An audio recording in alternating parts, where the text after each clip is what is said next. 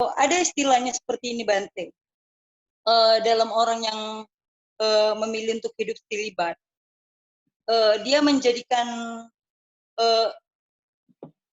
Kristus sebagai, atau dia bisa dikatakan istilah dengan mempelai Kristus, atau menjadikan Kristuslah pasangan kehidupannya. Jadi kebanyakan orang yang selibat itu dia lebih memfokuskan kehidupannya terhadap Kristus atau terhadap Allahnya, seperti itu. Tadi saya nggak begitu banyak mendengar penjelasan karena sedikit terlambat atau agak banyak terlambat. Namun memang kalau di dalam kekristenan sendiri untuk hal selibat memang tidak begitu banyak, atau bisa dikatakan hampir rata-rata tidak melakukan hal seperti itu, atau tidak memilih untuk selibat seperti itu. Tapi secara langsung untuk ditolak pun tidak, dan untuk diterima pun tidak. Tapi di dalam Alkitab pun ada juga dikatakan dalam arti lain seperti itu, atau dalam bahasa Yunani. Tapi dia ada juga membahas tentang selibat. Selibat. Oke. Jadi memang saya itu pernah mempelajari juga di dalam agama-agama tentang kehidupan selibat. Memang kalau di dalam kekristenan, kalau tidak salah, nanti kalau mungkin ada kesalahan, mohon dikoreksi, memang seperti yang disampaikan Ibu Pendeta Febrisha tadi. Karena mengabaikan cintanya itu hanya kepada kekristusan itu sendiri, tidak ada mencintai istilahnya secara nafsu indera. Sama di dalam kehidupan sufi itu sendiri, bahwa seorang sufi atau seorang umat Islam yang memilih menjadi sufi kadangkala hidup selibat, cintanya itu hanya kepada Allah saja, hanya kepada Tuhannya saja, bahwa itulah pasangannya, dia mengabdikan ataupun mengabdikan dirinya dalam kehidupan saat ini untuk mencintai Allahnya itu sendiri. Jadi memang di masing-masing agama intinya hampir-hampir sama sih. Kalau di dalam Buddha itu, dalam Buddhis itu sendiri, kehidupan selibat ini salah satu upaya untuk mencapai kebudayaan itu sendiri, untuk menjadi Buddha itu sendiri. Jadi intinya hampir konteksnya mendekati kesamaan alasan-alasan ataupun catatan-catatan yang ada di dalam kitab kita masing-masing. Oke, selanjutnya Pak Pendeta Boy, di sini ada pertanyaan yang sudah masuk, yang panjang sekali. Mungkin saya bacakan ya, Pak Pendeta Boy. Untuk boleh, pertanyaan boleh. yang pertama, ya. Selamat malam Bante, Namo Buddhaya. Selamat malam Pak Pendeta Boy, Ya, Shalom. Mohon pencerahan Shalom. untuk pertanyaan saya di bawah ini. Yang nomor 1. Kepada C. Junianti Huang ya. Juni, ya. Di dalam Matius 19, di 2:12, ada orang yang tidak dapat kawin karena ia memang lahir demikian dari rahim ibunya. Dan ada orang yang dijadikan demikian oleh orang lain. Dan ada orang yang membuat dirinya demikian karena kemauannya sendiri, oleh karenanya kerajaan surga siapa yang dapat mengerti? Hendaklah ia mengerti. Boleh Bapak Pendeta untuk menjelaskan lebih detail? Oke, mungkin untuk yang pertanyaan pertama, silakan Pak Pendeta. Ya, terima kasih kepada Bante. Namo Buddhaya kepada C. Junianti Huang ya. Selamat malam. Terima kasih buat pertanyaan yang indah ini. Dalam konteks Matius 19 ayat yang ke-12, nanti kepada Ibu Pendeta boleh menambahkan, dan juga kepada mahasiswa ST Abdi Sabda boleh menambahkan juga. Dalam konteks dari Matius 19 ayat 12 ini, Bante, dan kita semua, itulah tentang perceraian. Memang dalam ayat ini menceritakan bagaimana seorang laki-laki dan juga kepada seorang perempuan, antara suami dan juga kepada istrinya. Memang kalau kita lihat secara keseluruhan, memang ayat ini kalau kita mendalami fleksibel sih sebenarnya. Artinya ada kebebasan kepada laki-laki dan kepada perempuan, kepada suami ataupun kepada istri untuk memilih bagaimana proses pernikahan itu dan supaya jangan terjadi perceraian. Akan tetapi memang dalam ayat terakhir dikatakan ada orang yang tidak dapat kawin karena ia memang lahir demikian dari rahim ibunya. Kita tahu bahwa Yesus tidak lahir bukanlah karena biologis, tapi dia lahir oleh karena anugerah dan juga oleh karena Roh Kudus. Dia mengambil rupa dari perawan Maria. Artinya Yesus lahir secara pribadi, bukan karena adanya perkawinan antara Maria dan juga Yusuf. Karena Allah sendiri yang langsung memilihnya. Nah, Yesus ketika hadir di tengah-tengah dunia ini tidaklah menikah. Bahkan di umur 30 tahun, dia menyelesaikan tugasnya secara duniawi dan umur 33 tahun. Hanya 3 tahun saja dia bekerja, memberitakan kabar baik di tengah-tengah dunia ini. Kemudian di usia yang 33 tahun, dia disalibkan dan juga mengalami kebangkitan. Kemudian, dan ada orang yang dijanjikan demikian oleh orang lain. Jadi artinya ada perkawinan antara laki-laki dan juga perempuan, sehingga lahirlah seorang anak. Dan ada orang yang membuat dirinya demikian karena kemauannya sendiri, oleh karena kerjaan surga. Nah, ini adalah kalau kita pilih sebenarnya dalam ayat ini ada 3 kata atau 3 kalimat yang berbeda sebenarnya yang perlu dikaji. Tapi secara keseluruhan dalam konteks ini menjelaskan tentang bagaimana supaya jangan terjadi perceraian. Karena pernikahan Tuhan kehendaki, selibat juga Tuhan kehendaki. Karena Paulus jelas mengatakan, karena free will itulah manusia diberi kebebasan. Tapi kalau dia menikah, hendaklah saling mengasihi dan saling melengkapi. Supaya jangan ada dusta di antara mereka dan tidak terjadi perceraian. Jujurlah dan tuluslah dalam menjalani itu. Saya pikir demikian Bante untuk pertanyaan yang pertama. Saya persilakan kepada Bante. Oke, terima kasih Pak Pendeta. Nah, jadi ini pertanyaan yang kedua ini untuk saya kayaknya ya.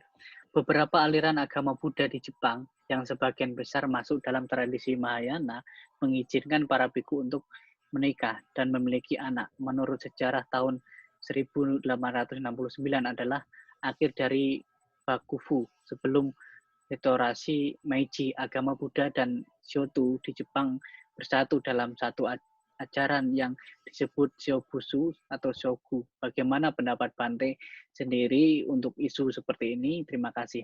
Oke, untuk jawaban yang selanjutnya, kan di dalam pembahasan hidup selibat ini sendiri antara Theravada dan Mahayana yang berkembang, terutama berkembang di Jepang itu sendiri, ada satu kebijakan ataupun aliran yang baru muncul di Jepang, di mana seorang rohaniawan Buddhis itu ada yang menikah, tetapi di situ sebenarnya dia sendiri sudah tidak menjalankan kehidupan selibat. Ini berarti pernah juga saya tanyakan, dia bukan seorang biku atau hidup selibat, tetapi seorang, kalau di dalam Tantra itu seperti Rinpoche. Dia adalah bisa dikatakan guru spiritual ataupun seorang seorang yang mengabdikan diri kehidupannya untuk praktek dhamma ataupun untuk mengajar, dan untuk salah satunya adalah untuk melakukan ritual-ritual tertentu.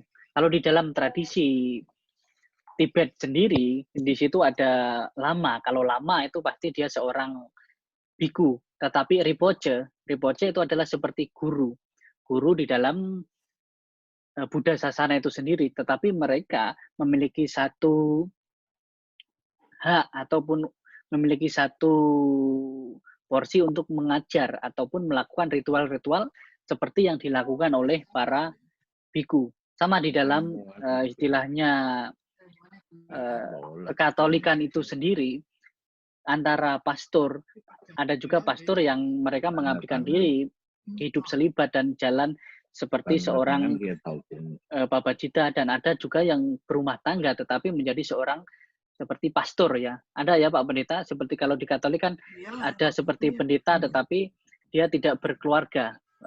Sama di dalam agama Buddha sendiri, seorang seperti aliran yang di Jepang itu sudah tidak bisa dikatakan dia babajita ataupun hidup selibat, tetapi dia seorang rohaniawan yang menjalankan kehidupan rumah tangga seperti pandita. Kalau di dalam, bisa dikatakan malah seperti seorang pendeta di dalam Kristen itu sendiri. Ya, di dalam Kristen itu sendiri. Bahkan sampai sekarang itu berkembang di Jepang itu sudah mulai dibedakan antara sangha dengan seorang pemuka agama yang menjalankan kehidupan keluarga itu sendiri. Itu. Jadi oke, teman-teman, itu tadi jawaban dari saya mengenai kehidupan selibat di Jepang. Sekarang tidak bisa dikatakan kehidupan selibat lagi karena seorang pabacita itu ketika sudah berkeluarga dia meninggalkan kehidupan selibat. Mereka tidak mengambil istilahnya winaya atau 227 aturan itu sendiri. Seperti demikian. Oke, selanjutnya kita bacakan pertanyaan selanjutnya, Pak Pendeta Boy. Pertanyaan yang ketiga dari Mangantara Opo Sunggu. Ini dari STT ya mungkin ya? Ya. Ya, dari STT ini. Pertanyaannya yang panjang, saya baca dulu. Terima kasih buat narasumber yang sangat terberkati. Amin. Bante, kalau di Buddha untuk menjadi babacita, pabacita ya, bukan baba ya. Pabacita, pakai P. Pabacita, ada 227 aturan dalam winaya dan utama ialah hidup selibat. Dapat dikatakan dapat meninggalkan kehidupan seksualitas. Dia bisa menjadi seorang pabacita atau pertapa. Ataukah dia menjadi seorang biku atau hanya menjalankan agama Buddha itu. Lalu untuk pendeta Boy ya, ada untuk pendeta juga ternyata. Bagaimana keyakinan iman pastor dan pendeta dalam hal hidup pembiaraan atau pendeta boleh-boleh saja menikah seperti pendeta Boy. Lalu untuk kedua narasumber bagaimana mengenai hal kerohanian. Nah, ini untuk kedua kita Pak Pendeta. Untuk kerohanian yang mendalam seperti orang yang selibat, artinya bisakah yang menjadi jaminan bahwa dalam kehidupan selibat menjadikan kita memiliki hidup atau hubungan dengan Tuhan itu nyata?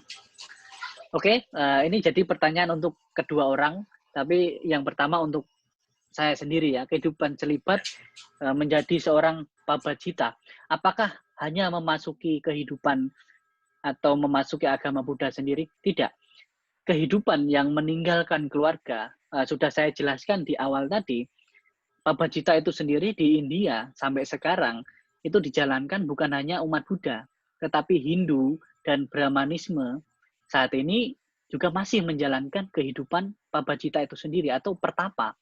Kalau Anda melihat, mungkin bisa lihat di YouTube, seorang pertapa yang menyiksa diri, yang membiarkan rambutnya itu panjang, kukunya panjang, dia berdiri di satu tempat bertahun-tahun, makan hanya beberapa kali dalam jangka waktu yang panjang, penyiksaan diri, itu juga seorang pabacita, kehidupan yang meninggalkan keramaian, kehidupan keluarga, dan meninggalkan kenikmatan duniawi, itu juga seorang pabacita. Jadi pabacita di sini ketika menjalankan kehidupan yang selibat itu sendiri bisa dikatakan seorang pabacita.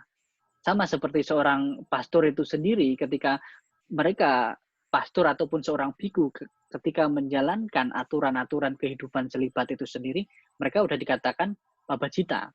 Nah, inilah beberapa istilahnya aliran kalau di dalam spiritual ya, di dalam agama-agama itu sendiri.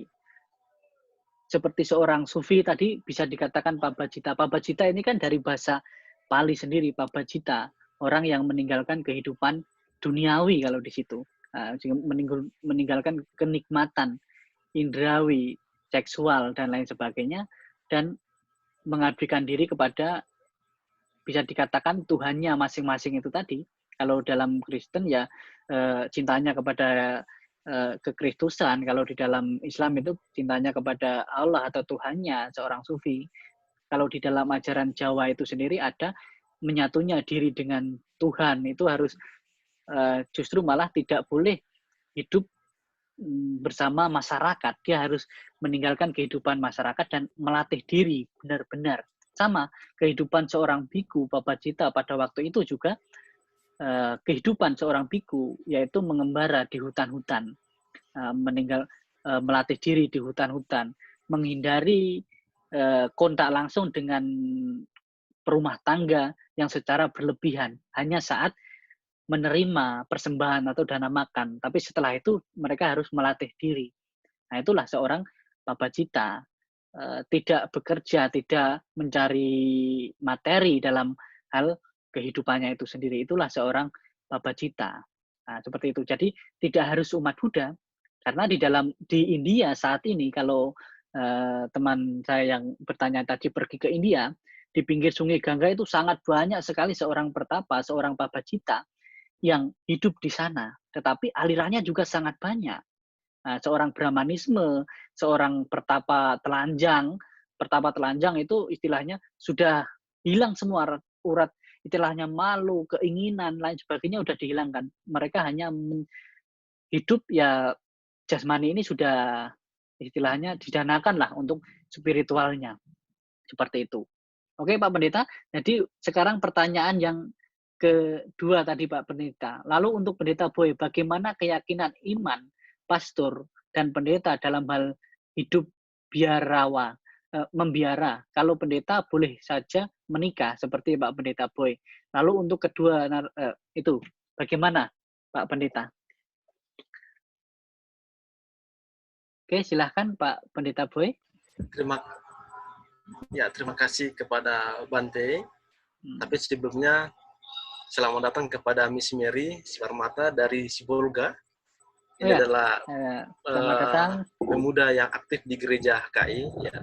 Selamat datang kepada Miss Mary.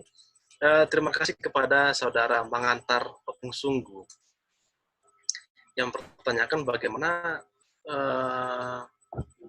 apakah cara pandang ajaran agama itu boleh disesuaikan dengan pertanyaannya, bisakah ya menjadi jaminan bahwa dalam hidup selibat menjadikan kita memiliki hidup atau hubungan dengan itu sungguh nyata. Dalam aspek selibat ini ada 5 yang mau saya jelaskan di sini. Yang pertama adalah aspek kristologis, yang kedua adalah aspek eskatologis, yang ketiga adalah aspek eskatologis, yang keempat adalah aspek karismatis dan juga aspek profetis. Saya akan menjelaskan satu persatu dengan bahasa yang sederhana. Dalam aspek kristologis, hidup selibat merupakan suatu bentuk pilihan hidup yang dianjurkan oleh Kristus. Artinya patron dari selibat itu adalah Kristus itu sendiri.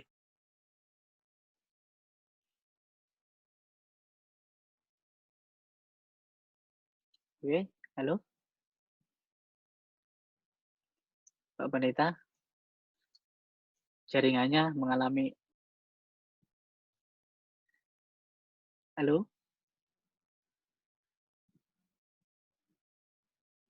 Ada gangguan teman-teman, kita menunggu Pak Pendeta Boy dalam gangguan sinyalnya kurang bagus. Ya, sudah Bante? Oke, sudah masuk, silakan dilanjutkan. Oke. Ya, Bante ya, tadi ada gangguan teknis. Saya lanjut. Yang pertama adalah aspek kristologis. Aspek kristologis ini bahwa ternyata hidup selibat itu merupakan suatu bentuk pilihan hidup yang dianjurkan oleh Kristus. Artinya Yesus adalah patron. Dialah menjadi sumber selibat itu tersendiri. Yang kedua dalam aspek eskatologis, yang mengatakan bahwa selibat itu Kristus secara total mempersembahkan dirinya untuk kemuliaan, kesucian, dan kekudusan gereja. Yang ketiga adalah aspek eskatologis. Yang pertama tadi eklesiologis, yang ketiga adalah aspek eskatologis. Itu adalah nilai hidup selibat terkait dengan nilai kerajaan Allah. Yang keempat adalah aspek karismatis. Selibat adalah karisma dari Allah yang merupakan anugerah kepada manusia itu tersendiri. Yang terakhir adalah aspek profetis yang punya makna kenabian bagi dunia masa kini. Artinya dalam kelima aspek ini adalah selibat itu mutlak dan murni itu berasal dari Kristus yang mengajarkan dan dituliskan oleh Rasul Paulus. Ternyata hidup selibat itu adalah tujuannya adalah untuk kerajaan Allah dan berporos kepada Allah itu tersendiri. Lantas bagaimana hubungan dengan Tuhan itu sungguh nyata? Ya jelas itu sungguh nyata. Karena ketika seseorang sudah mengambil langkah selibat itu tersendiri, artinya godaan dan gangguan ataupun meminjam istilah Bante tadi, yang tadinya gelap menjadi terang, ternyata bisa diatasi begitu. Artinya bahwa tidak lagi dunia menguasai dirinya sendiri. Ziarah imannya sudah mencapai letter teratas gitu. Seperti yang kita lihat di depan kita, Bante sudah mengalami tersendiri dalam kajian agama Buddha dan pastor dari kajian dari agama Katolik itu tersendiri dan juga kepada biarawan atau biarawati. Akan tetapi Bante, saya menambahi sedikit, ada perbedaan yang khas saya lihat. Kalau Bante tadi mengambil dari sudut pandang ketika seorang biku, dia selibat, dan dia bisa meninggalkan, dan kemudian bisa juga berinkarnasi, dan juga bisa menjadi biku kembali. Ketika ada pertobatan dalam dirinya tersendiri. Tapi kalau dalam ajaran Katolik, ketika dia tidak lagi menjadi seorang pastor, dia mengingkari selibatnya, tidak mungkin bisa kembali lagi menjadi seorang pastor.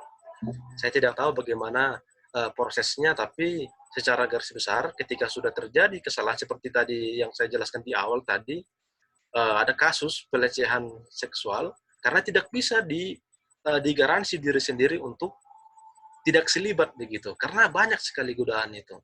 Nah, jadi untuk kembali kepada saudara mengantar opung sungguh, ya sudah nyata hubungannya dengan Tuhan, karena dia sangat dekat kepada Tuhan dengan cara imannya tersebut.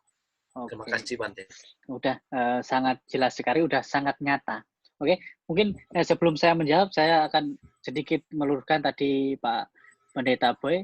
Kalau di agama Buddha itu sendiri, kalau dia melanggar kehidupan Papacita itu, dia otomatis tidak biku dan otomatis dikeluarkan dari sangha dan tidak boleh menjadi lagi. Yang boleh menjadi lagi, tidak boleh menjadi biku lagi. Yang boleh itu tadi ketika mungkin memang dia ada niat untuk, karena istilahnya tidak mampu menjalani saat ini, ataupun ada hal tertentu, misalnya harus merawat orang tua dan harus di rumah, ataupun ada kepentingan yang tidak bisa dijalankan ketika dia menjadi seorang biku, dia boleh lepas dulu menjadi orang biasa. Tetapi dalam tanda kurung, kalau dia tidak melanggar. Tetapi kalau melanggar, otomatis dia dikeluarkan, dipaksa lepas, dan tidak diterima lagi dalam kehidupan Papacita ataupun biku manapun, tradisi manapun. Nah ini, kalau dia lepasnya baik-baik, keluarnya baik-baik, boleh lagi, tapi selama 7 kali. Itu pun harus ada izin, dan dia tidak sakit secara mental, atau tidak boleh karena pelarian. Nah, itu juga karena pelarian yang paling penting di sini sebenarnya. Karena kehidupan selibat itu tujuannya bukan menghindar dari istilahnya susahnya hidup di masyarakat ya. Kan ada yang berpandangan kadang, oh jadi biku mungkin karena istilahnya apa ya, menghindar dari masalah-masalah dan lain sebagainya. Nah, ini tidak diperbolehkan. Oke, Pak Pendeta, kemudian saya menjawab pertanyaan selanjutnya. Waktu kita tinggal 9 menit, nanti kita masuk sesi tanya jawab yang kedua ya. Oke, saya menjawab pertanyaan tadi, apakah sudah yakin dan sudah pasti kalau kehidupan selibat itu istilahnya bersatu dengan Tuhannya? Ya, kalau di dalam agama Buddha sendiri sudah pasti. Untuk mencapai nibbana atau tujuan umat Buddha itu sendiri, mencapai kesucian atau kekudusan itu sendiri, kalau di dalam Kristen atau Katolik, mereka harus berusaha keras melepaskan kemelekatan atau tanha dalam bahasa palingnya. Konsep ajaran Buddha terpusat pada tanha, kemelekatan sebagai sumber penderitaan. Karena kehidupan membiara itu dia terlepas dari keterikatan, keinginan-keinginan. Buddha telah mendefinisikan 3 objek kemelekatan itu. Kemelekatan akan eksistensi atau bhawa tanha, kemelekatan akan ketiadaan, dan kemelekatan akan kenikmatan, kemelekatan akan seksual termasuk pada bentuk kemelekatan ketiga, kemelekatan yang timbul akibat kenikmatan indria. Jadi kalau kehidupan selibat, 3 keterikatan tadi sudah diputuskan, tidak dijalankan lagi, mereka hidup benar-benar lepas dari itu, maka secara gamblang di situ dijelaskan dengan mudah untuk mencapai satu kesucian dengan latihan, yaitu dengan kebajikan, dengan moralitas, dengan melatih batin, maka seseorang itu dengan mudah untuk mencapai kesucian. Nah, itu sudah dipastikan bila harus dan pasti harus melalui hidup selibat. Kalau di dalam agama Buddha itu tidak ada orang yang mencapai pembebasan tanpa hidup selibat. Bahkan yang sudah berkeluarga pun pada akhirnya nanti mereka harus memasuki kehidupan selibat itu sendiri, atau bahkan udah ketiga kemelekatan, keterikatan itu udah otomatis udah hilang, udah habis. Ya, sudah habis atau hilang atau sudah diatasinya, maka seseorang itu mencapai satu kesucian. Nah, dia tidak lagi tertarik pada hal-hal duniawi atau hal-hal materi atau kemelekatan yang hanya menggembirakan, membuat dia gembira saja, gembira sesaat, bahagia sesaat, tetapi bukan kebahagiaan spiritual.